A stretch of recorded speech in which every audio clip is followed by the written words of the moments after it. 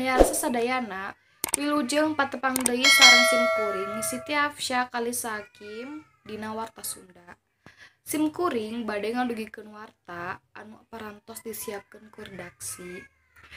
Kementerian Pendidikan jeung Kabudayaan Kemendikbud ngalokasikeun dana sajumlah 7,2 triliun rupiah pikeun subsidi kuota internet siswa, guru, mahasiswa jeung dosen salila 4 bulan kaharep mimiti September nepi ka Desember 2020.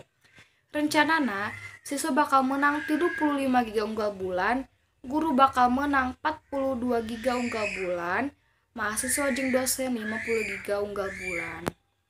Salian ti eta, Kemendikbud oge ngalokasikeun dana sejumlah 1,7 triliun rupiah pikeun nampa tunjangan profesi guru jeung tenaga atikan sarta guru besar. Menteri Pendidikan jeung Kabudayaan Nadiem Makarim netelakeun yen tarik ieu dilakukeun lantaran aya pamundut ti mayoritas masyarakat anu ngangluh waragat kuota internet dina ngakses pembelajaran jarak jauh.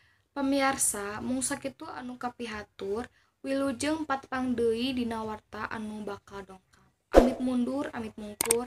Wassalamualaikum warahmatullahi wabarakatuh.